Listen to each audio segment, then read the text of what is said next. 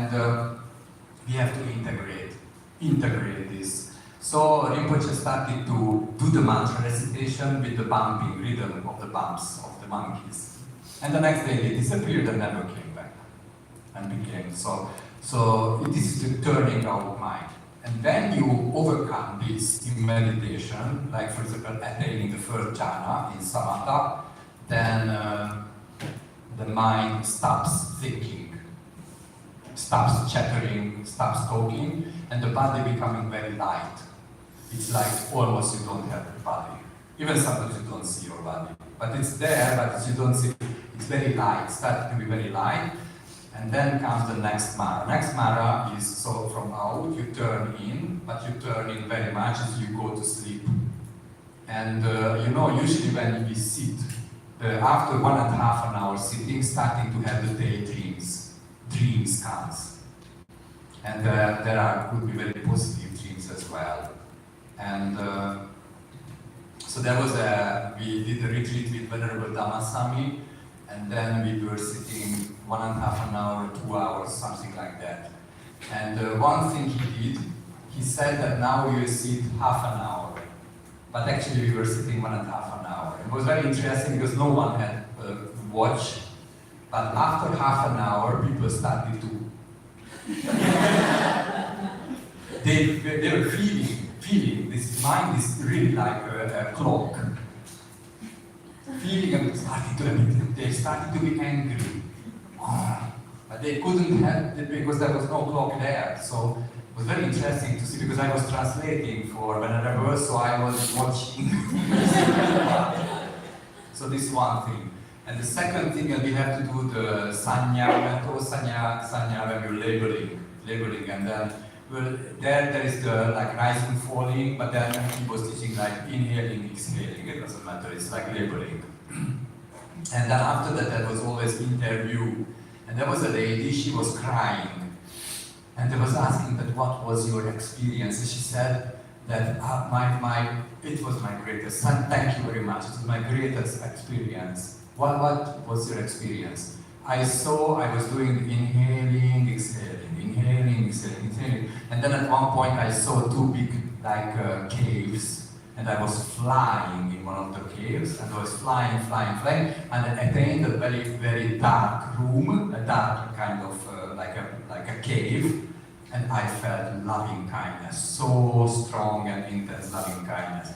And Venerable Dhammasari was asking, but did you label it? Did you say inhalation, exhalation? No, you are lost. So it was a daydream. And actually the daydream, what was the daydream? What was these two holes, these two nose?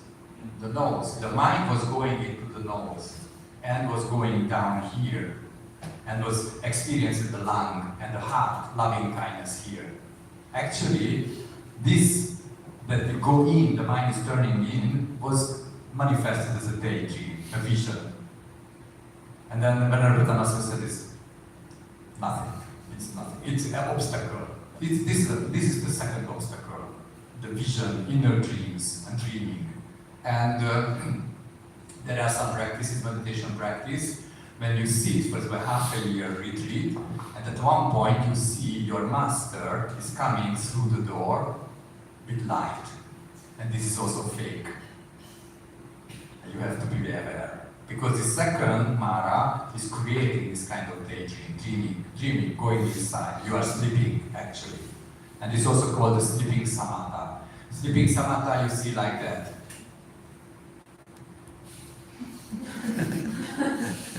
No moving, eye doesn't move, eye doesn't move, but you are like numbness. So it's called sleeping samatha. There is no freshness there. And when we do the concentration, we have to be very fresh, very, very, very fresh mind. So then the third mara is connected to the skandhas, that who I am. The question is who I am there. And we try to find always who I am. I am now the meditator, I am a practitioner, I am a monk, I am this and that. And the third layer is this identification, who I am. It's going beyond there, and then the fourth one, for Devaputama, is more connected to the duality, so this is about ignorance. So this what we have in meditation. Actually, we have this four.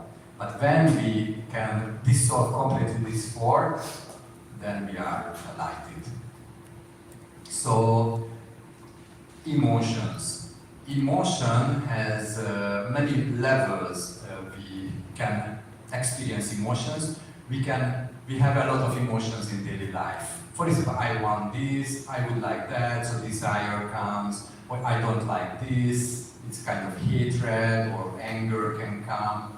And it's important when we practice to know that the daily life emotions is not, the aim is not to eliminate them, because you don't know what to eat. For example, if you are a monk, of course you have to, because you eat what you get. So,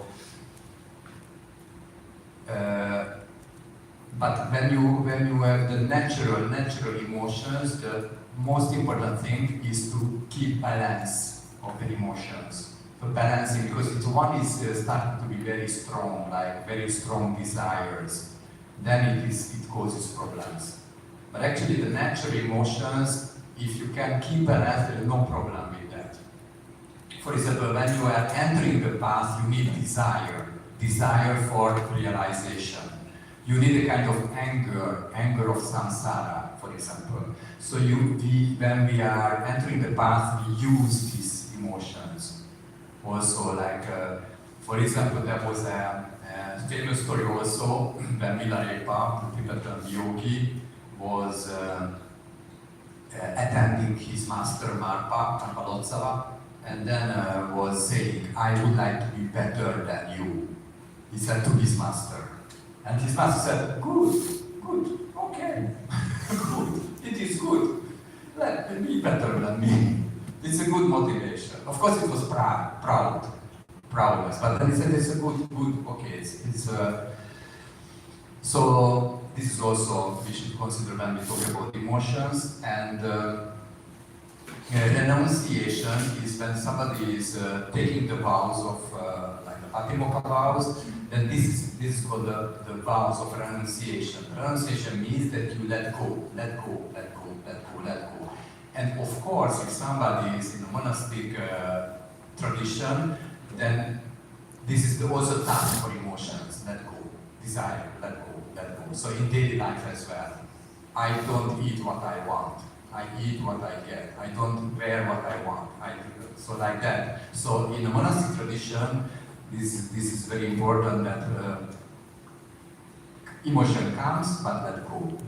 Sometimes the suggestion of the blessed one was when there are strong emotions, it was suggested to sit down and wait. Don't do anything. So when it comes to strong desire, don't do, just wait, sit down. And sometimes also the blessed one is suggesting to press together your teeth like this and wait, because emotions are impermanent, anicca, but they tell you I am permanent, like sickness. If you have headache, the headache doesn't say few minutes I am over. No, headache say forever. I will be there forever.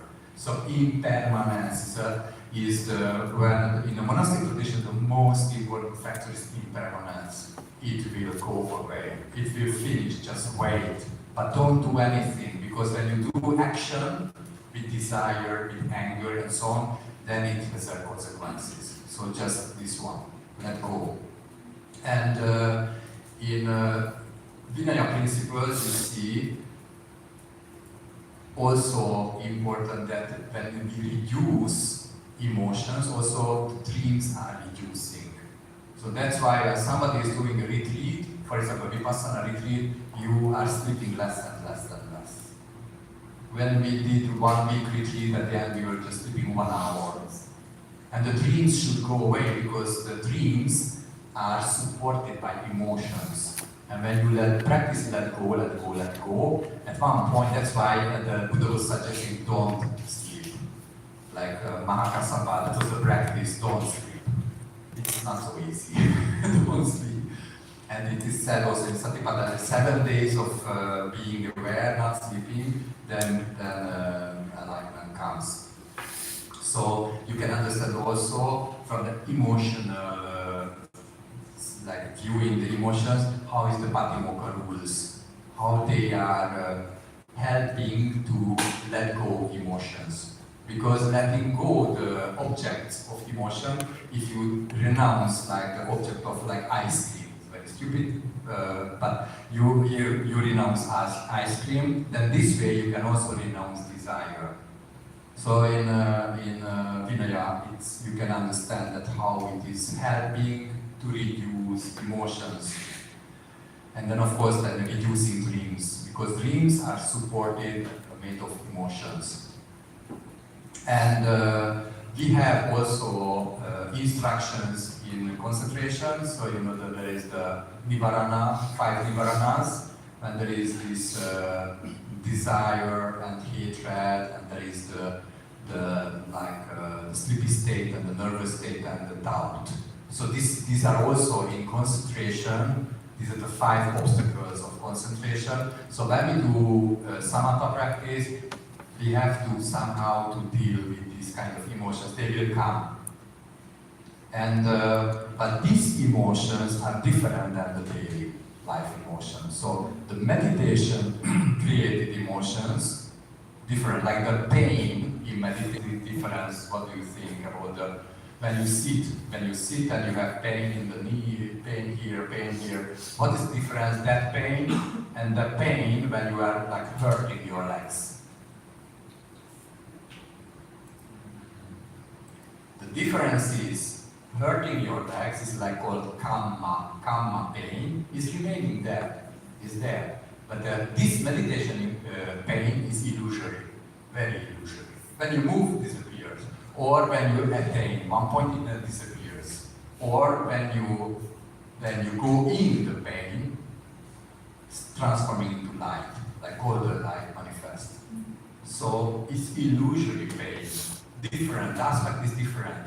That's why the emotions are also different. So the emotional states, which is emerging during concentration, one-pointedness, we call it desire, hate, the same way we call it, but it's different than the emotions in daily life. Because in daily life, emotion has always object. I want this. But in concentration, the emotion is manifesting by itself, without object. So it's really different. And that's why it's important to understand the levels of emotions, because there are different treatments for that. Like, for example, daily life emotions, we have to keep balance. But when we do the Vinaya rules, then we have to also keep the rules, it's letting go emotions. But when we do concentration, then different way comes emotions. So we will talk about that also. And the first noble truth is also there are emotions are emerging. The first noble truth we will see it in the tomorrow, because there are every kind of emotions. These five main emotions as a very five aspects. But you can see it when you are on the first level of first noble truth. When you are experiencing the first noble truth, the first reality, noble reality, then you understand the deeper nature of these emotions, like desire. And this is also another level. And the second noble truth is when you are seeing just the emotion, how they are, like creating vision emotions. So this is important to see that their emotions has different levels, like the daily life level, and then also when you do the Vinaya also you take the precepts. This is a different way of emotions, and then comes also concentration, different way of, and then it's more called Vipassana level, when you are understanding the emotions at the level of the noble truth. First noble truth, second noble truth. Third and fourth, no emotion, no more. It's over. And there are interesting traditions, religions, when I usually talk about that we go beyond emotions. For example, when you have the breathing, your breath starting to be long. Usually when your natural breath is 1 minute long, no more emotions, it's over. And they are afraid because they said, oh, but if I don't have desire, the pride, what about life? Oh, life becoming beautiful without these emotions because they are obstacles. So, but there are some, or even religious people like Jewish people, they are afraid of that. Without desire, how we live? It's very good. It's very, very good. So even when the breathing is changing, when these emotions are disappearing, then the breathing changes. When emotions are disappearing, the mind becomes still, and you start to see reality. Because we don't see reality because our emotions are like making torsion. For example, when you desire something, that object starting to be very strong and very big. My desire is that. And you don't see other things because it's focused very much. It's a kind of concentration, but you don't hear sounds, for example, you don't see things. So this is also good to know, but the problem is, usually in Buddhism and also in the Western Buddhism, that because they feel that we have to eliminate all the emotions, they oppress, and that's the problem. So the oppress means that you don't, that you have a desire, but you start to push down desire. That's not the solution, because then this desire is not solved, but it will come back. Okay, so let's see the simple solution. So one is suggestion in the Visuddhimagga is crossing the legs.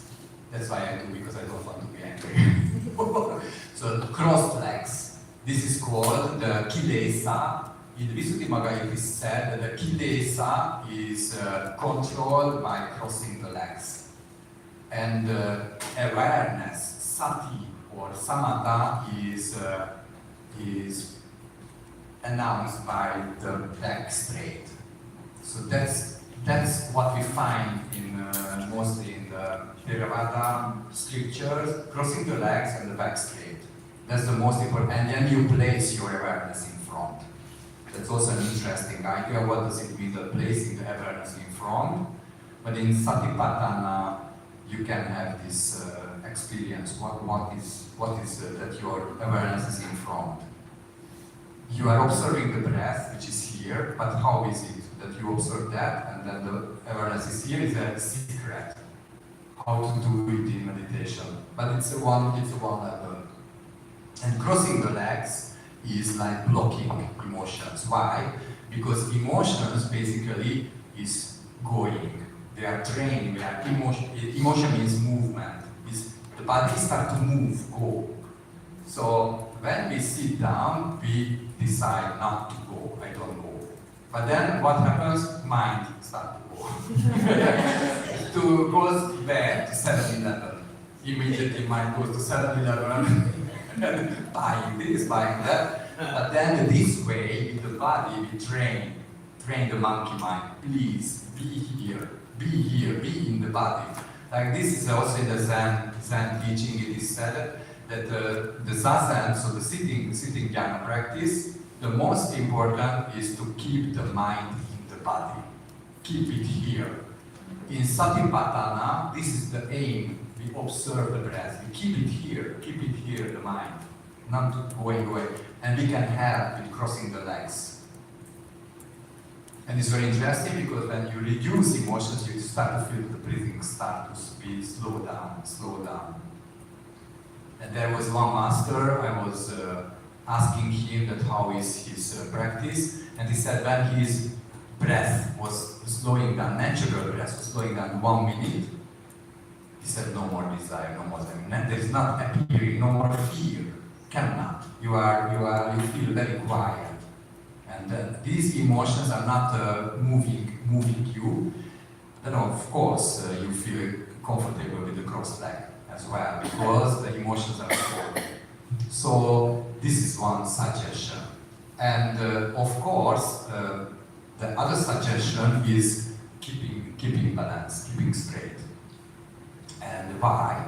Because when you see someone with a desire, then the body position is like this. So looking up, seeing the cookie somewhere or the food, and then starting to open the neck and is leaning toward. Because the desire moves you out from the balance. Desire moves you there. So it's very interesting to observe that somebody is doing meditation. Just sometimes it's interesting to observe that they are moving there. Okay, now desire it means. And also moving the eye means desire there and thinking. And then move back and then it's we can reduce. And proud. Moving back. Proud.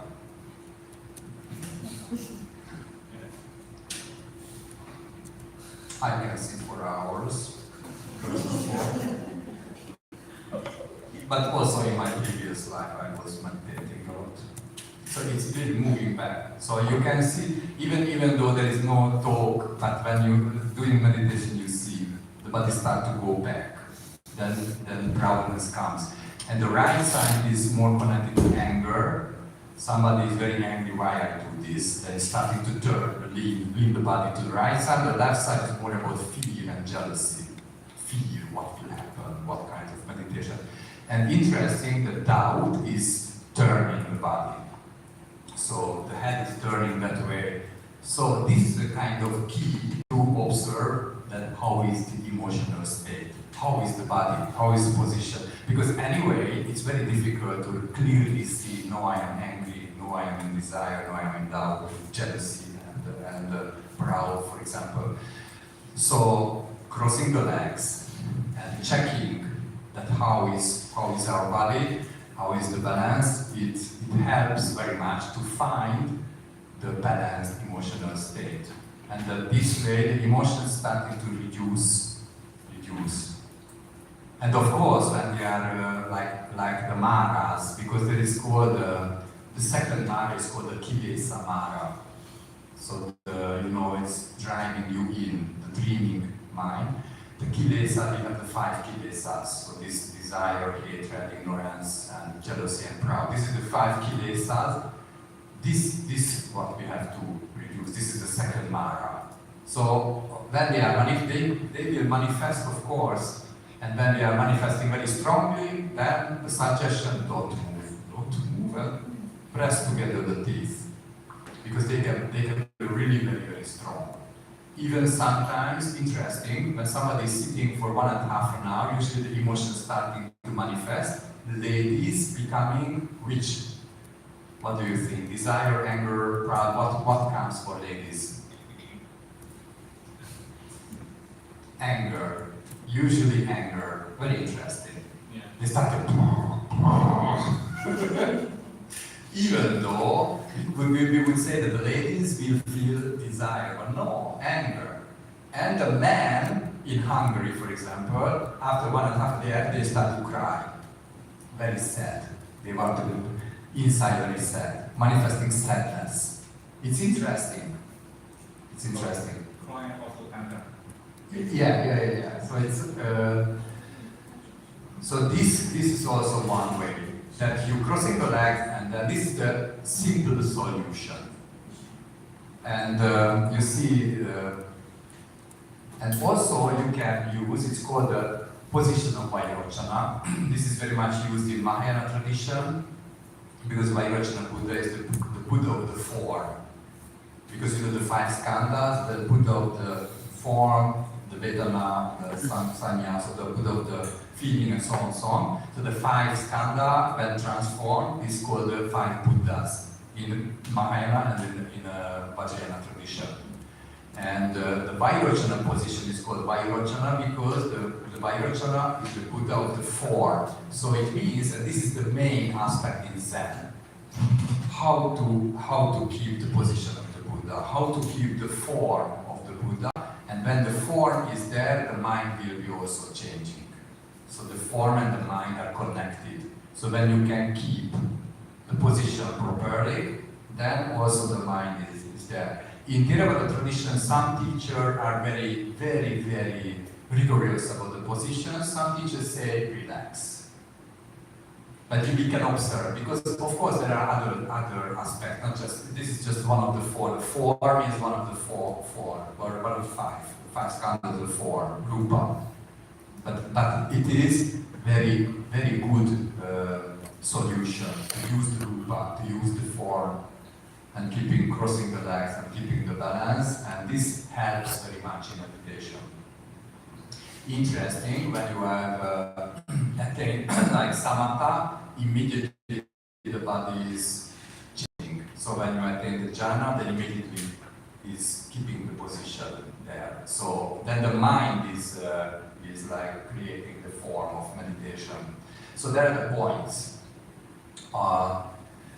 Then we have emotion. So you see crossing the legs and out of balance. The other point is there is tension.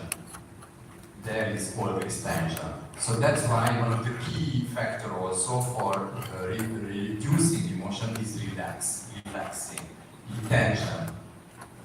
Like the shoulder is going up. It means that there is tension here, and then also the eyes starting to move, there is tension here, so tensions. So when you're observing the body, in Satipatthana, you start to really see that how are the tension. Tension in the leg, for example, it's also difficult here in the hip.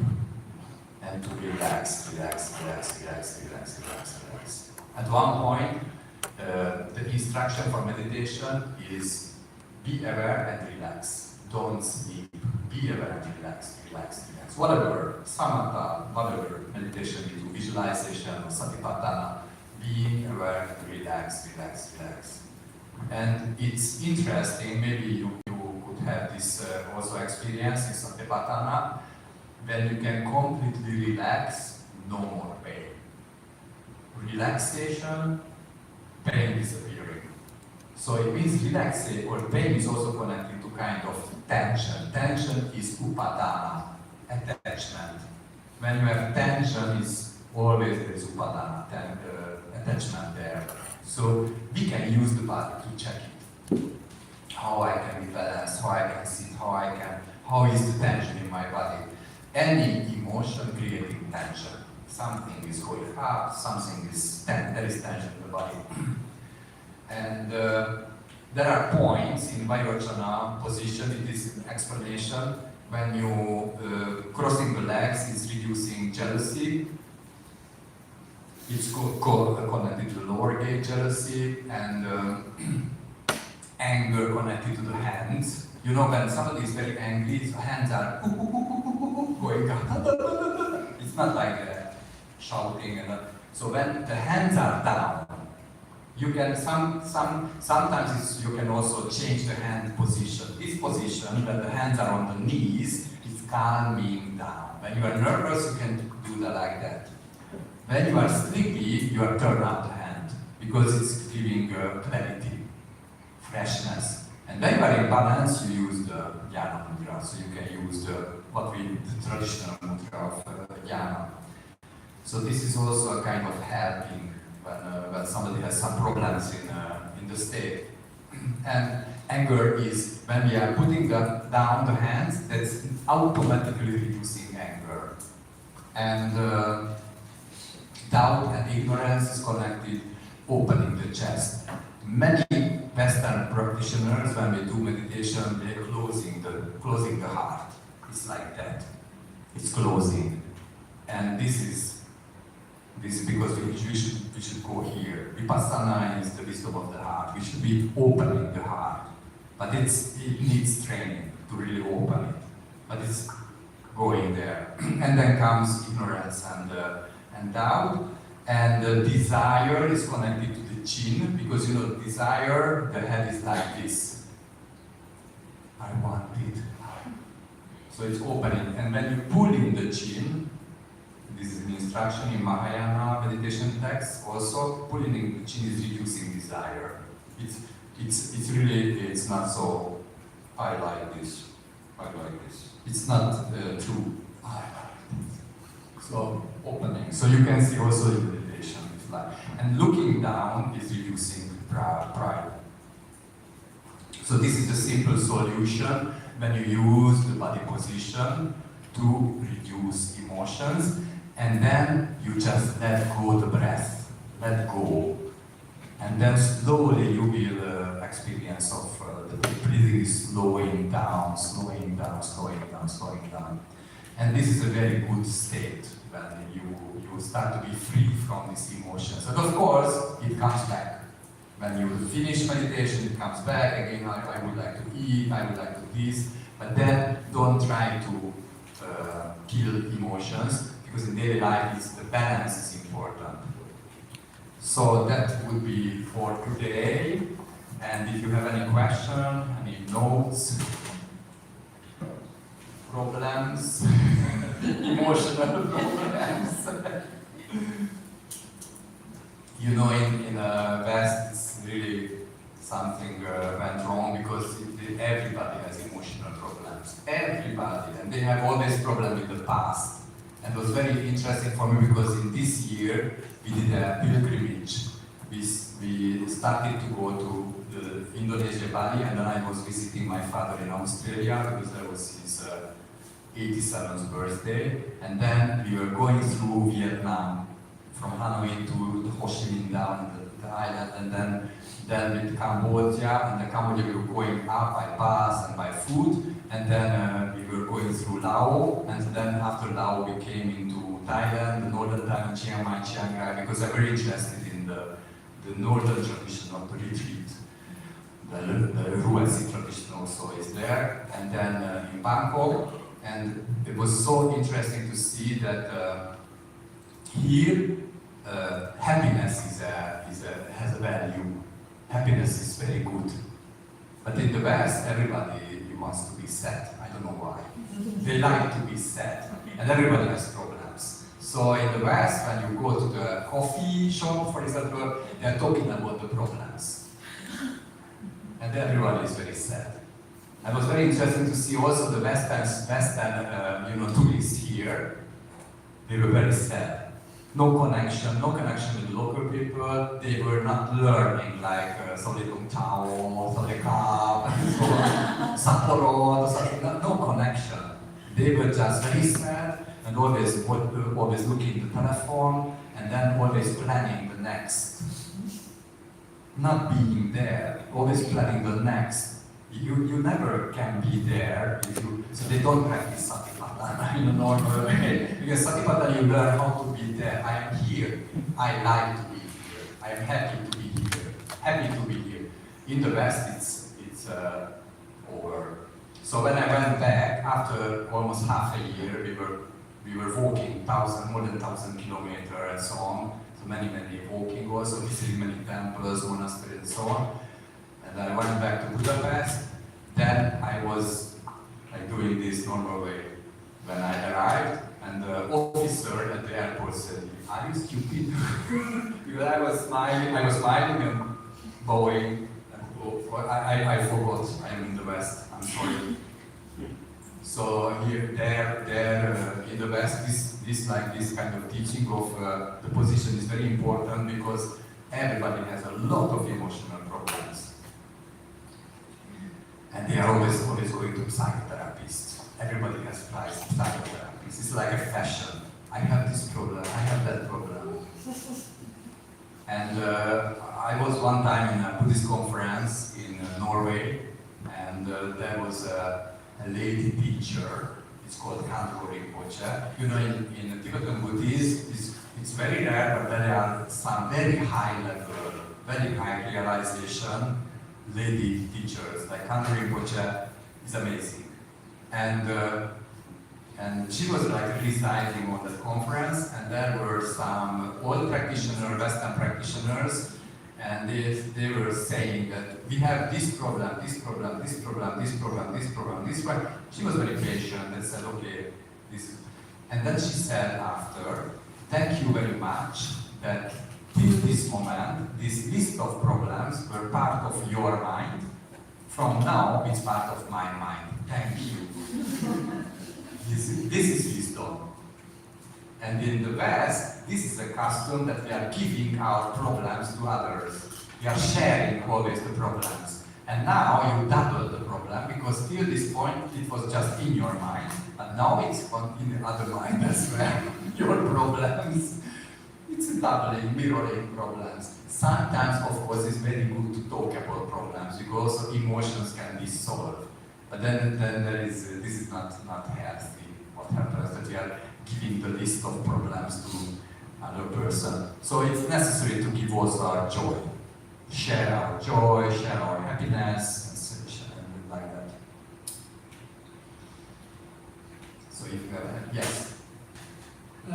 In the teacher's slide, teacher mentioned about the desire meditation. So it comes from media or something like that, and then it goes to center. So I'm a bit confused. Yeah, what will be the path?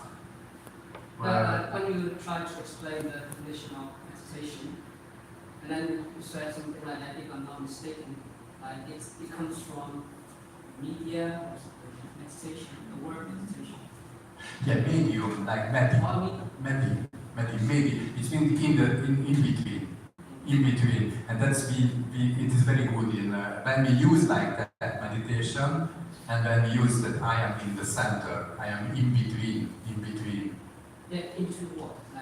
Between emotions, between sleep, when we are talking like that, then it's very good, because in Buddhism we talk about the middle path, Majjhima Patipada. So Majjhima Patipada, the middle path, is corresponding, if you say meditation is being in the middle.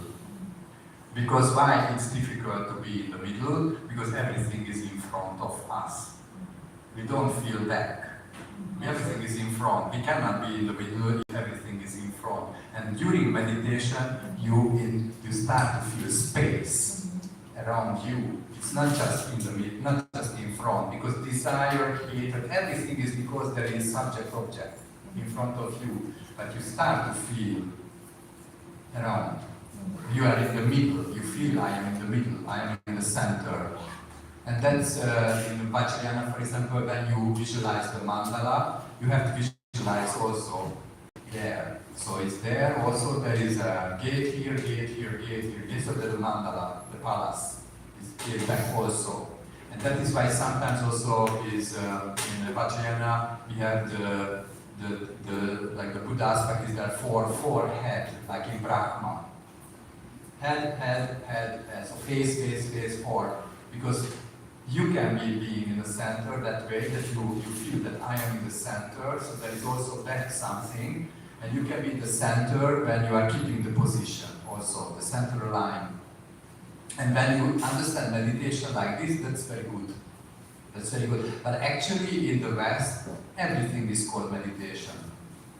Even this kind of imagination practices that somebody is saying, you should imagine this and this and this. It's like creating emotions. It's called meditation. But actually nobody is in the center. You are not independent because somebody is leading you. But many people are watching this kind of meditation instruction before going to sleep. They just put in and then they hear this and they go to sleep like that. This is not meditation, according to my understanding. This is kind of imagination practice, and somebody is leading this imagination. But it's very popular, and now it's also called meditation. So the problem is with the terms that many times, also in translations, they use this term meditation. But we don't know it's a concentration, imagination, visualization, which kind of meditation. It's not written there. It is the same as using in English the mind. But which kind of mind? It's vijnana, it is manas, it is chitta, which kind of mind? So that's why I was a little bit highlighting this aspect of the terms, because we don't have understanding if we just use this. This is a problem in the Western education. We use these very common terms of meditation, but we don't ask specifically which kind of. Is it samatha? Is it vipassana? Is it dharana? So which kind? Yeah, before I was thinking like center is a synonym sort of like being at present, like between the past and the future. Yeah, this is also center. So being present, being in the center in space, being in the center of in time, it means presence, and being in the center of also in your being. So it means also being in the heart. So it's just more of a mandala-like meditation. Yeah. In Vajrayana we have this visualization, but actually the aim of this visualization is train with space, train with inner light, and train with center. Being in the center, because in mandala you have to also visualize yourself in the center. And then there is also, the mandala is as a circle around you. So it's for me it's important when I do meditation to try to be in the center. Trying to feel that I have the center, I'm in center. Also, it's not being this way, but being in a balanced center state. And this also emotions disappearing in this way. Yeah, I still have another question. So in the West, some scholars, when they explain about emotion or about the thinking process, they try to explain those in some sort of evolution or biological process. So, for example, like in our physical body, we have certain functions that can create a certain type of emotion or desire in a way. So, is there a boundary where we can say this is a biological need and this is a desire? Because when we talk about biological need, we cannot really label it as a wholesome. But when we talk about desire, of course, we can talk about it as a wholesome. So is there any like? Yeah. For instance, Satipatthana emotional state can also connect it to Kaya Nusati, Veda Nusati, and Chitta Nusati. Mostly the problem is the Chitta Nusati. So that when we are dealing with emotions connected to the past, usually we are dealing with that kind of emotions. So that's why I said that in daily life, emotions are natural, it's connected to the body. But for example, when somebody is attaining the first jhana, it disappears. This kind of, also the body doesn't need food, but doesn't need sleep. So in the jhana, there is no, this kind of emotions also disappearing, which you say about connected to the body. So the instincts, for example, because the breathing stops also, and then also disappearing this.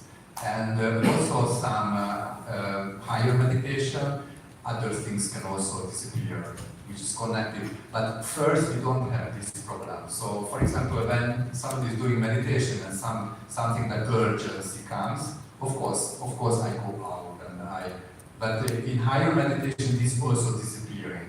And that's why I try to a little bit like elaborate the emotions on the level of the body, like this kind of emotions, are natural, it's connected to this body, and we should keep balance in it. Because if something is very strong, for example, very strong hunger comes, and you eat a lot, that's a problem. So, but this is first, we cannot touch this kind of thing, and it's not a problem at all. And it's interesting question that whether the body creating emotions or the emotions are creating the body. This is a good question, because the Western psychology is explaining everything because of the body. But in the Buddhist, it is said because of emotions, that's why the body is like that. So a little bit opposite, because in Buddhism, everything is coming from mind. It's a science of mind. Everything is mind. So this body is also coming from mind. This is a karmic body, karma, but it's coming from mind. But in the Western scientific approach is they try to explain everything from the body. That they say, for example, in the body comes this kind of like fluids, and that's why you have desire. But it's not clear. Maybe emotion can then create this kind of fluid. So not because of the fluid we have desire, but we have desire and then comes that. So it's not. It's usually in the Buddhist approach it's opposite. In Buddhist approach we are we are subjected very much from inside we explain. But the Western approach, they are always measuring the body, and from the body they explain something. And then it's problematic. For example, in India, now they try to also check the brain. And then they try to explain the mandala of the brain, that all the mindset is connected to one of the parts of the brain. And the problem is, when you do meditation, you don't meditate with the brain, you meditate with mind. And mind has an aspect which is connected to the brain, but not the brain is leading the process. So that's vipassana is connected to the heart. And the brain is called office. Like Nakayama Rinpoche was always saying, the brain is just office. This is the boss. This is the center of mind. But now, for example, in the Western sciences, mind is connected to the brain. So there are some dislikes, but we can learn a lot, also the biochemical sciences. We can understand more precisely how the mechanism is working, but we should know always that, okay, but they are approaching from there, from the body and so on. But there are also very clever, so very good, like explorations or discoveries. Thank you very much. Actually, this is a very important question, very interesting also, to how to can combine these two things. And I remember in India there were many conferences when they tried to explain that because of the brain we have this. There is also debate in Buddhism that what you can measure, what not. And this is kind of common agreement that you can measure samatha, but you cannot measure vipassana. So vipassana is lokuttara, it's going beyond word. So you cannot measure it like with machines or electric something. Gears you cannot measure it. But of course, then samatha you can, because you have some biophysical also aspect that the brain starts, for example, the eye trembling, also the blood pressure is going down. And so you can measure this. But vipassana is beyond, hopefully. Because if it can be measured, then we are in trouble. Then also the AI can enlighten. But hopefully AI can